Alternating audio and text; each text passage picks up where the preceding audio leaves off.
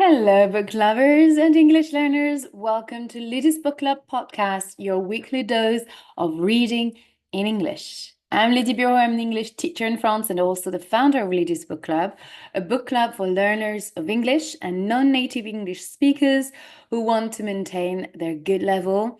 In this book club, I host live readings and live discussion workshops on adaptations of classics of literature and contemporary novels in their original text. I also tend to prioritize books that are written by women. Each month, we read and explore a different book for all levels of English. For the next 2 months, we are going to read this original text. The book It Starts With Us by Colleen Hoover. It's a contemporary novel published in 2022 by this American author. For this book, you need a strong B2 or C1 advanced level in English. And with the members of the book club, we've decided to read this book because our last read was It Ends With Us. And this book is the sequel. So that's the first one, and that's the sequel. So the follow-up story, sequel, like series, like TV shows. So it just made sense for us to read it straight after reading It Ends With Us in January and February.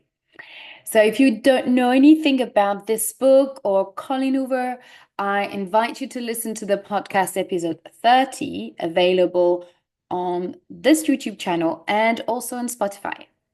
And today it is session 7 of our live reading. So we are going to read chapters 13 and 14.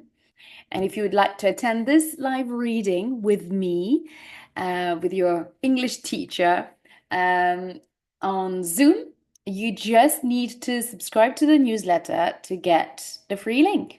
And I highly recommend you to join us live because it will be the best way for you to improve your reading skills and comprehension skills. But also you will get the chance to ask me any questions that you might have about the book club or about the chapters that we've just read, or just react to the story and the chapters that we read. Also, this Saturday, on the 29th of March, I will host the first live discussion workshop around this book club. We will talk about chapter 1 to chapter 14. So all the chapters that we've read so far. The live discussion is only accessible for the members of the book club. It is a private discussion on Zoom that I don't post on YouTube. So if you want to join us, you just need to become a member of the book club. And for that, you just click on the link in the description or you just go to lydiasbookclub.com. And again, I recommend you to join the book club because during these live discussion workshops, you will significantly improve your speaking skills and your fluency. You'll get motivated to read more. You can read the comments of the members of the book club, whether if it's the book club online, because this book club exists in person as well. It's an online book club, but also an in-person book club. And you can read the comments from the members. And finally, it's also going to be a great way for you to meet the other members of the book club and share together and practice English and your speaking skills, definitely.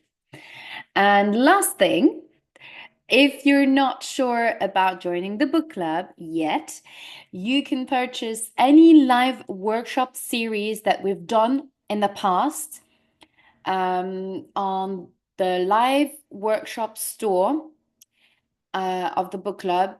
You can find all the book club all the discussion workshops that we've done so far. You can find the link in the description as well, or you just go on a website.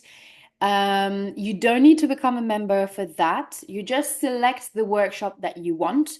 And on checkout, you will be asked to create your own login, which will give you private access to the videos. And this way, you'll be able to watch them at your own pace and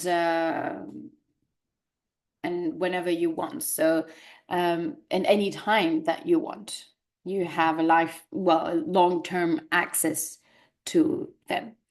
So you can opt for this alternative, and it's going to be a great way as well for you to see what it's like to be part of the book club and how I run the discussion workshops as well. Right, so that being said, hi Kitty, thank you for joining this live. So I'm going to do a quick recap of the live reading of the reading that we've done yesterday, chapter 12. It was a long chapter yesterday. So there were a lot. It's a chapter that is narrated by Lily, and we read in this chapter, Lily reads a letter from Atlas that he read while she was asleep. So we don't know exactly how long she slept, but she probably slept about a half an hour or maybe an hour or so. There are no exact indications about the time she slept, but to have the time to write that much for Atlas to write that much on his phone, I guess she probably slept over an hour or so. He wrote quite a lot. So it doesn't seem to be very realistic to me that he was in the car and writing all these things. Perhaps, I don't know. Maybe I'm wrong. To try to be able to write such a long letter in just the space of maybe she slept 2 hours. I don't know.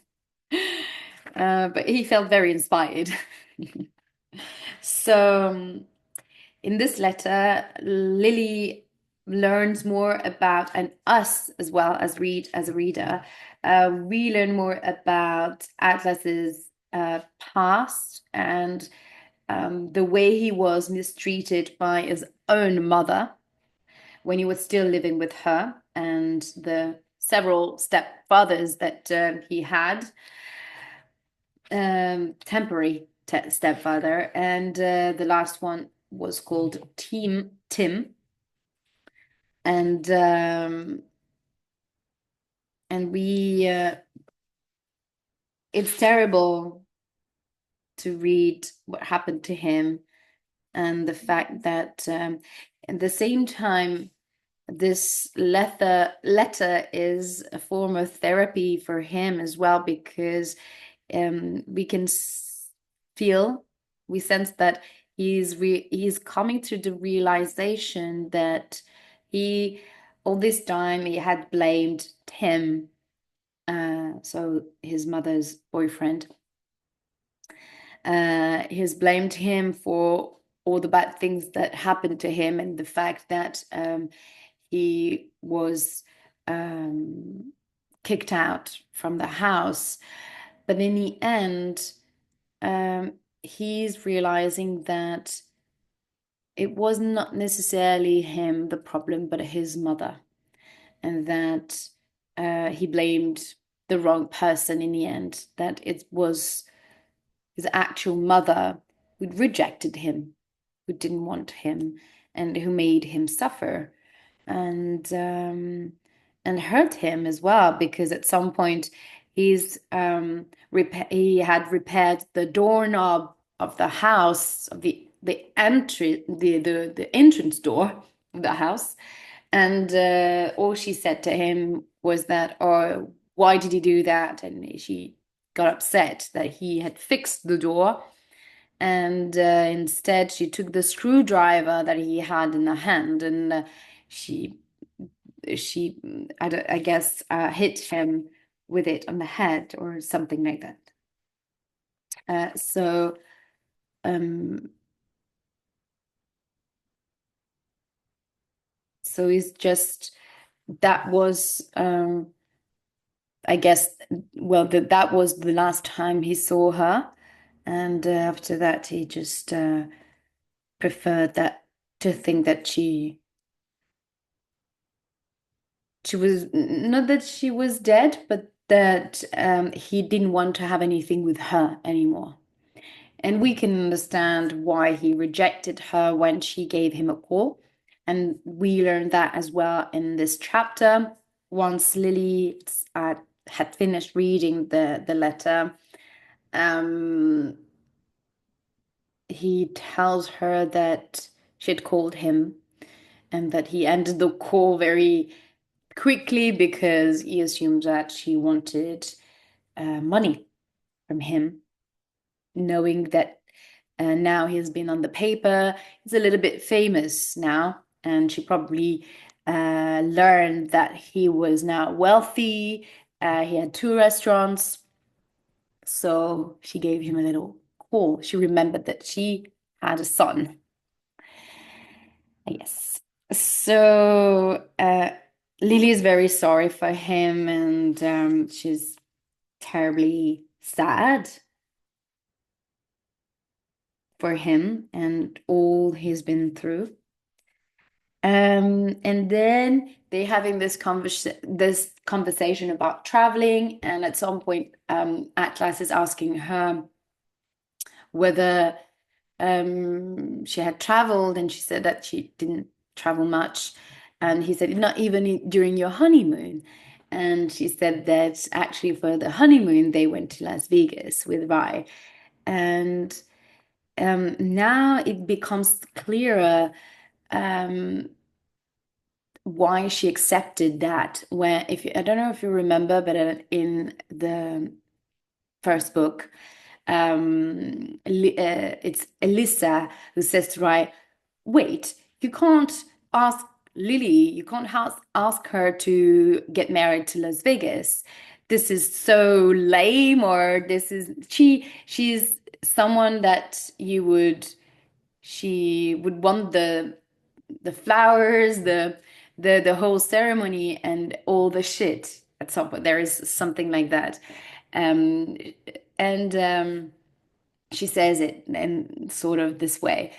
And Ryle asks Lily, and she says, "No, I don't need all the shit, all that shit around wedding."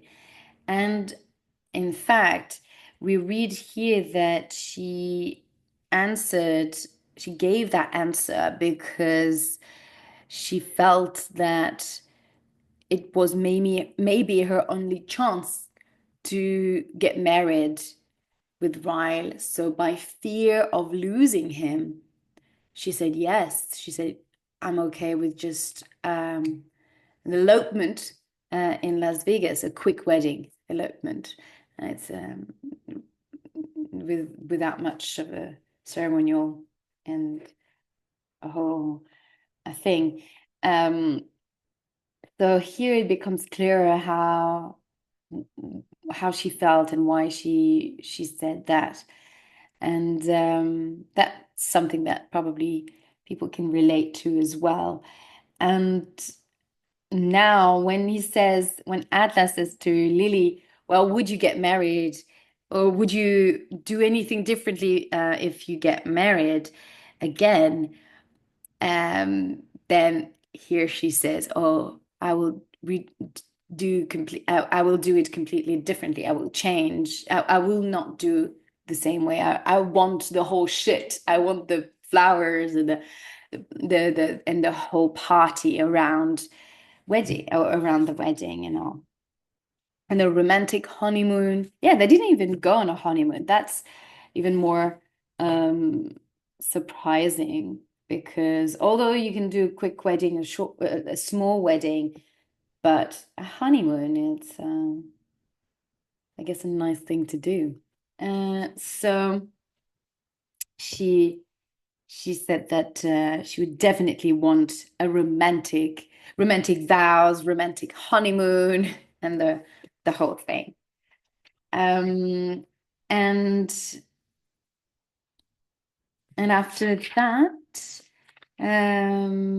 she comes. They end their date, and they don't even kiss, really. Atlas is so not so shy, but I guess, he's so self-conscious. He wants to do things right, and he's so, I guess, he's so uh, impressed by the young Atlas, and almost as if he had set the bar too high for the adult Atlas. Um, so I don't know. I feel like Atlas is a little bit unsure. He wants to find the right time, I guess, to to make a move. So they just kiss on the cheeks, or sort of. But it gets very flirty though, so they warm up. So, but you don't have that sexual tension that we had with Lily and Ryle at the beginning of their story. So it's a very different vibe with these two. Much more, I would say gentle, I guess. Yeah. And and then she comes back to Alice's to get her daughter back, to get um, Emmy back. And Riley is there, and he's very upset. And Lily, of course, doesn't understand what's going on with him again. And finally, they go on the rooftop of the building, and there he tells her that he was watching Nemo, Finding Nemo, when she arrived, and obviously he connected the dots, and he figured that Dory. Well, he knows that she named their daughter Dory as a middle name, and he connected that name to the her story with Atlas, because remember, Ryle read the entry of Lily's journal, and I remember reading the epilogue, and when she said to Atlas, "Oh, by the way, I named my daughter Dory," and I thought it was, for some reason, I had completely forgotten that she liked that character in Nemo, and I don't know why I thought that it was the name of Atlas's mother, knowing that he hates her. I don't know what happened. I had completely forgotten the connection,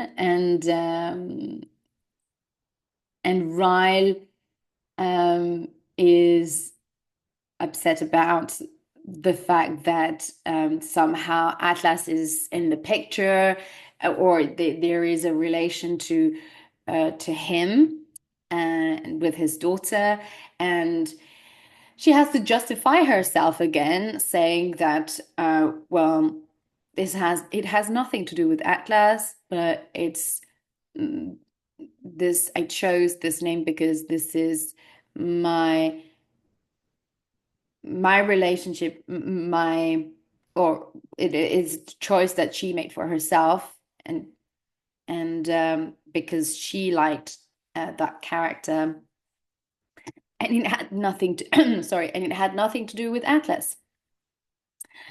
So although we could, um, I guess, nuance that a little bit because there is sort of a connection with Atlas because it's the first thing that she told, well, not the first thing, but yeah, sort of the first thing that she told him. She came back from the flower shop to tell him. She ran and caught and found him in the street again. She came back to him to tell him, oh, by the way, I named her Dory. So I don't, yeah, or maybe she did it for herself or whatever. Anyway, so he got upset about this, and Lily got really scared. And there were just the two of them on the rooftop. So she started feeling really anxious and worried that he would hit her or would hurt her. And finally, he stepped back and he left.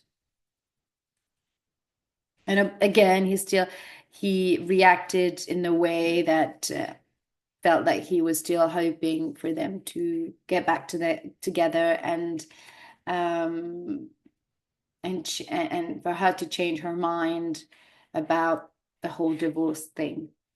So after their argument, Lily came down, but she started crying in the corridor, in the hallway um, of the floor of the flat in the building, and Marshall came out of the flat and he saw her crying on the floor, and he came to her in a very gentle way, very comforting.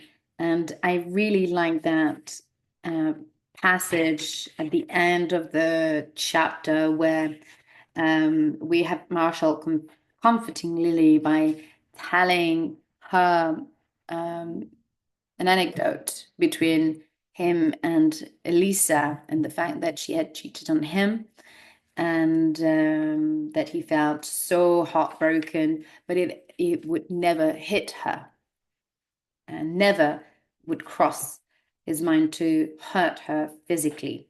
Although he was heartbroken, he wanted to burn her clothes or anything, um, or cheat on her in return. He would never physically hurt her, and he actually supported her decision and confirmed her that she made the right decision in divorcing Ryle, because after she left him, she broke down in tears and questioning every decision she had made and wondering whether life would be much easier if she would take him back. So she wouldn't have to deal with that shit with him and and juggling with her private life and motherhood and her relationship with him, and having to almost like she's walking on eggshells to not upset him or being ooh, being very careful uh, for him to do anything. Sorry, there was a noise. I got distracted. So to do anything that would hurt hurt him. No worries. I got surprised. I was like, someone else came into the live. Her voice. Anyway, so now let's get reading. Let's start the reading of chapter 13, and it's Atlas, the narrator. It's amazing how a night can go from being something I've been hoping would happen for years to something I've been dreading would happen. for years. If I, if I hadn't received that text just as I was dropping off Lily, I absolutely would have kissed her. But I want our first kiss as adults to be free from distraction. The text was from Darren, informing me that my mother is at Bibs. Oh my God, she's here again. I didn't tell Lily about the text because I hadn't yet told her my mother was attempting to work her way back into my life. And then, as soon as I told her about my mother calling me, I regretted it. The date was going so well, and I was risking that by ending it on such somber note. I didn't text Darren back because I didn't want to interrupt my time with Lily. But even after the date ended and we drove away in separate cars, I still didn't text Darren back. I drove around for half an hour trying to figure out what to do. I'm hoping my mother got tired of waiting for me. I took my time arriving back to the restaurant, but I'm here now, and I guess I need to confront this. She seems adamant about speaking with me. I park in the alley behind Bibs so that I can go through the back door in case she is waiting in the restaurant lobby. Or at a table. I'm not sure she would recognize me if she saw me, but I'd rather have the advantage by approaching her on my terms. Darren notices Darren notices me enter through the back door and immediately makes his way over. Do you get my text? I nod and remove my coat. I did. Is she still here? Yeah, she insisted on waiting. I sat her at table 8. Thanks. Darren looks at me cautiously. Maybe I'm overstepping, but I swear you said your mother was dead? That almost makes me laugh. I never said dead. I said she was gone. There is a difference. I can't tell her. I can tell her you weren't coming in tonight. He must sense the storm brewing. It's okay. I have a feeling she isn't going away until I talk to her. Darren nods and then spins to head back to his station in the kitchen. I'm glad he's not asking too many questions since I have no idea why she's here or who she even is now. She probably wants money. Hell, I give it to her if it means I don't have to deal with her calling or showing up again. I should prepare for that outcome. I go to my office and grab a handful of cash out of the safe, and then make my way through the kitchen doors out into the restaurant. I hesitate before glancing at table 8. When I do, I'm relieved to see her back. To see her back is to me. I calm myself with a deep breath and then I make my way over to her. I don't want to have a hug. I don't want to have to hug her or fake nice ties. So I let no time lag between us making eye contact and and me taking a seat directly across from her. She has the same unaffected expression she's always had. When she looks across the table at me, there is a small frown playing at the corner of her mouth. It's always there. She's constantly, albeit inadvertently, frowning. She looks worn. It's only been about 13 or so years since I've seen her last. But there are decades worth of new lines that have formed around her eyes and mouth. She takes me in for a moment. I know I look vastly different from the last time she saw me, but she makes no indication that she's surprised by that. She's completely stoic, as if I'm the one who should speak first. I don't. Is this all yours? She finally asks, waving a hand around the restaurant. I nod. Wow, To anyone else watching us, they might think she's impressed, but they don't know her like I know her. That one word was meant as a put down, as if she's saying, wow, Atlas, you're not smart enough for something like this. How much do you need? She rolls her eyes. I'm not here for money. What is it then? You need a kidney? A heart? Ooh, that's tough. It's a good line. She leans back against her seat, resting her hands in her lap. I forgot how hard it is to have a conversation with you. Then why do you keep trying? My mother's eyes narrow. She's only even known the version of me that was intimidated by her. I'm no longer intimidated, just angry and disappointed. She huffs and then brings her arms back up to the table, folding them together. She looks at me pointedly. I can't find. She looks at me pointedly. I can't find Josh. I was hoping you've talked to him. I know it's been a long time since I've seen my mother, but I can't for the life of me place anyone named Josh. Who the hell is Josh? A new boyfriend she thinks I should know about? Is she still using drugs? He does this all the time, but never for this long. They're threatening to file truancy charges on me if he doesn't show up back. If he doesn't show back up to school. I am lost. Who is Josh? Her head falls back as she's irritated that I'm not following along. Josh, your little brother. He ran away again. My brother? Brother. Did you know parents go to jail for truancy violation? I'm looking at jail time, Atlas. I have a brother? You knew I was pregnant when you ran away. I absolutely didn't know.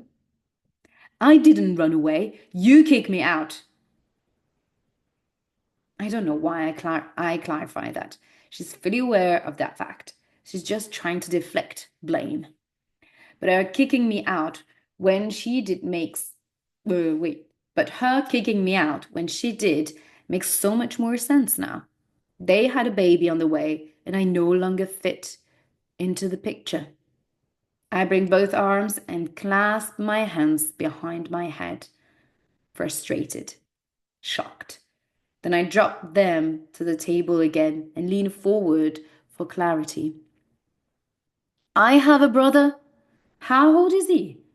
Who's his? Is it oh yeah. Who's his? Is it Tim's son's? Is Tim's son? He's 11, and yes, Tim is his father, but he left years ago. I don't even know where he lives now. I wait for this to fully hit. I was expecting anything and everything but this. I have so many questions, but the most important thing right now is to figure out where this kid is. When was the last time you saw him? About 2 weeks ago, she says. And you reported it to the police? To the police? She makes a face. No, of course not. He's not missing. He's just trying to piss me off. I have to squeeze my temples to refrain from raising my voice. I still don't understand how she found me or why she thinks an 11-year-old kid is trying to teach her a lesson. But I'm laser focused on finding him now. Did you move back to Boston?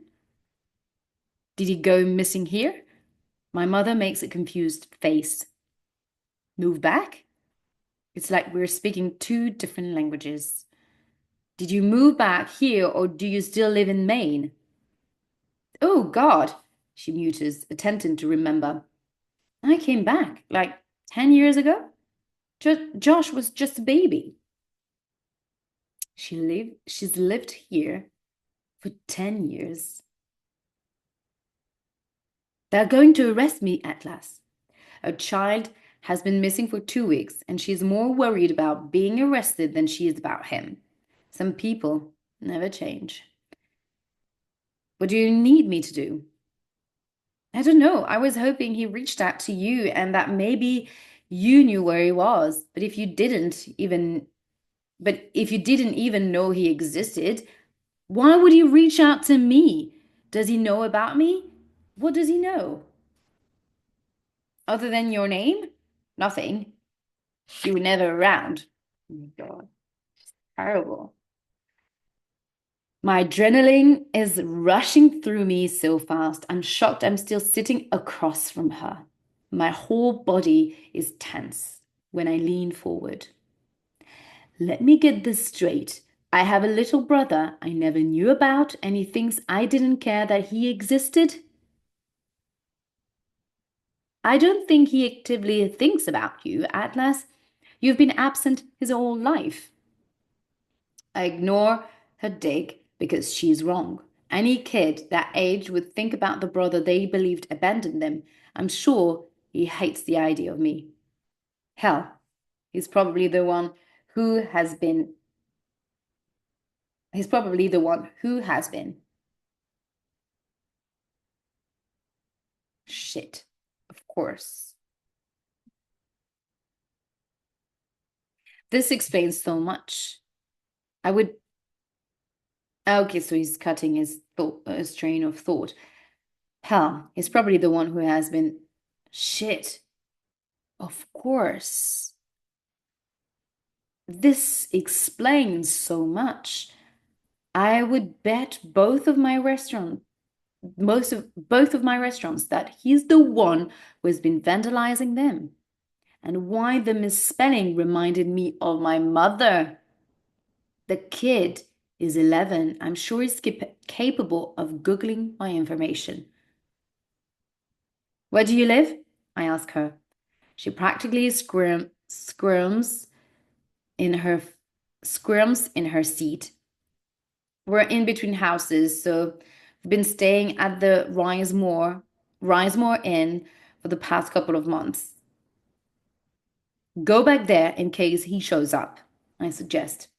I can't afford to stay there anymore. I'm in between jobs, so I'm staying with a friend for a couple of days. I stand up and pull the money out of my pocket. I drop it on the table in front of her. The number you called me on the other day, is that your cell? She nods, sliding the money off the table and into her hand. I'll call you if I found out anything. Go back to the hotel and try to get the same room. He needs you to be there if he comes back. My mother nods, and for the first time, she looks somewhat ashamed. I leave her to sit in that feeling without saying goodbye. I'm hoping she's feeling at least a fraction of what she made me feel for years. What she's likely making my little brother feel right now. I can't believe this. She went and made a whole human and didn't think to tell me. I walk straight through the kitchen and out the back door. No one is in the alley right now, so I take a moment to pull myself together. I'm not sure I've ever been this stunned. Her child is out there running the streets of Boston all alone, and she waits 2 goddamn weeks before doing anything about it. I don't know why it surprises me. This is who she is. It's who she's always been. I slide my finger across the screen, prepared to tell her it isn't a good time. But when her face pops up, it feels like the perfect time. I'm relieved to hear from her. Even though it's only been an hour since I last saw her, I'd give anything to reach through the phone and hug her. Oh, sorry, Lily. Oh, I missed. Oh, sorry. My phone, I skipped one little paragraph. This is who she is, and it's who she's always been. My phone begins to ring. I'm so on edge. I want to throw it at the dumpster. But when I see it's Lily attempting to FaceTime me, I steady myself. I slide my finger across the screen, prepared to tell her it isn't a good time. But when her face pops up, it feels like the perfect time. I'm relieved to hear from her, even though it's been only an hour since I last saw her. I'd give anything to reach through the phone and hug her. Hey, I tried to keep oh, hey, I tried to keep my voice stable, but there is sharpness to it that cuts through. She can tell because her expression grows concerned. Are you okay? I nod. Things sort of went south after I went back to work. I'm fine though. She smiles, but it's kind of sad. Yeah, my night went south too. Didn't notice at first, but it looks like she's been crying. Her eyes are glassy and a little puffy. Are you okay? She forces another smile. I will be. I just wanted to say thank you for tonight before I went to sleep. I hate that she's not standing in front of me right now. I don't like seeing her sad. It reminds me too much of all the times I saw her sad when we were younger. At least back then, I was close enough to hug her. Maybe I still can. Would a hug make you feel better? Obviously, I'll be fine after I get some sleep, though. Talk tomorrow? I have no idea what happened between our date and this phone call, but she looks completely defeated. She looks very similar to how I feel. Hugs take 2 seconds, and you will sleep so much better. I'll be back here before they even know I've left. What's your address? Oh. A small grin peeks through her gloom. You're going to drive 5 miles just to give me a hug? I'd run 5 miles just to give you a hug. That makes her smile even bigger. I'll text you my address, but don't knock too loud. I just put Emmy down. See you soon. Well, well, well. Chapter 14. I've been out. So Lily talking. Lily's talking to him. I've been out of the dating loop for a while, so if a hug is code for something else, I have no idea. Surely a hug still just means a hug. I can barely work social media, much less keep up with slang. I swear, I'm the most out of touch millennial I know. It's as if I skipped right over Gen X into boomer territory. I'm a boomer millennial. A blue millennial. A bullennial. Hell, my mother is a boomer and probably knows more about these things than I do. She's the one with a new boyfriend. I should call her and ask for pointers. I brush my tears just in case a hug is a kiss. And then I change clothes twice until I end up back in the pajamas I had on when I FaceTime him. I'm trying way too hard to look like I'm not trying too hard. Sometimes being a woman is so dumb. I'm pacing my apartment, anxious for his knock. I don't know why I'm so nervous. I just spent 3 hours with him. Wow. 1.5 if I don't count the nap I took in the middle of our date. Yeah, so here we have maybe an indication of her time she slept. Several dozen paces later, there's a light tap on my apartment door. I know it's Atlas, but I glance through the peephole anyway. He even looks good, all distorted through a peephole. I smile. It's the little hole that you have in the door. I smile when I notice he changed too, just his jacket. But still, he was wearing a thick black coat when we went out earlier, but now he's wearing a simple gray hoodie. Dear God, I like it so much. I open the door, and Atlas leaves 0 seconds between our first moment of eye contact and when his arms sweep me in for a hug. He holds me so tight, it makes me want to ask him what was so bad about the last hour, but I don't. I just quietly hug him back. I settle my cheek against his shoulder and revel in the comfort of him. Atlas didn't even step inside my apartment. We're just standing in the doorway as if a hug still just means a hug. His cologne is nice. It reminds me of summer, like he is defying the cold. He seemed so concerned about smelling like garlic earlier, but all I could smell was the same cologne. Cologne. He lifts a hand to the back of my head and rests it there gently. You okay? I am now. My response is muffled against him. You? He sighs, but he doesn't say he's okay. He just leaves his answer hanging in his exhale until he slowly releases me. He lifts a hand and runs his fingers down a piece of my hair. I hope you get some sleep tonight. You too, I say. I'm not going home. I'm staying at the restaurant tonight. He shakes that sentence off like he shouldn't have said anything. It's a long story. I need to get back. I'll catch you up on everything tomorrow. I want to invite him in and make him give me all the details right now, but I feel like he'd offer them up. He would, but I feel like he'd offer them up if he were in the mood.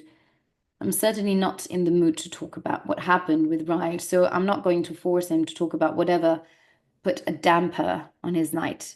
I just wish there was a way I could make it better. I perk up when I think of something that might do the trick. Do you need more reading material? His eyes glint with a twinge of excitement. I do, actually. Wait here. I head to my bedroom and look in my box of things, searching for the next journal. When I find it, I take it back to him. This one is a little more graphic, I tease. Atlas takes the journal with one hand and then slides his other arm around my lower back and tucks me against him. Then quickly, he steals a peck. It's so soft and fast. It doesn't even fully register that he kissed me until it's over. A peck is just a kiss on the lips, but quick. It's not like a whole thing. Good night, Lily. Good night, Atlas. Neither of us moves. It feels like it might hurt if we separate. Atlas pulls me even tighter against him, and then he lowers his lips to the spot near my collarbone. He lowers his lips, not his hips, his lips to the spot near my collarbone where my tattoo is hidden beneath my shirt. The tattoo he doesn't even know is there. He kisses it unknowingly, and then sadly, he leaves. I close the door and press my forehead against it. I feel all the familiar feelings of a crush, but this time those feelings are accompanied by worry and hesitation, even though it's Atlas. And Atlas is one of the good ones. I blame Ryle for that. He took what little trust I had left in men, thanks to my father, and he stripped me, and he stripped me of it. But I think this crush is a sign that Atlas might be able to give back what my father and Ryle took from me. My stomach moves from the flutters Atlas with left me with two sorry. My stomach moves from the flutters Atlas with left me with to what feels like a 6-foot drop on that thought, because I know how that would make Ryle feel. The more joy I get from my interactions with Atlas, the more dread I feel about having to break the news to Ryle. And that's the end of chapter 14, and it feels really sad that Lily can't fully enjoy her time with Atlas, because there is always this idea in the back of her head that whatever comes next, whatever unfolding happens, will happen with Atlas. There's always this shadow of Ryle in her mind, or in the yeah behind her um, that spoils all the joy that she feels when she's with Atlas. Um, we can really sense that in the book, and it almost ruins everything. Um, but but it's life. Those things are part, I guess, of live stuff. So I hope you enjoyed this live reading and that you'll be able to join me next time. It will be this Saturday at 6:30 p.m. Central European Time. We will read chapters 15 and 16, and I can't wait to read more of the book and discover it with you guys. And see you. Bye bye.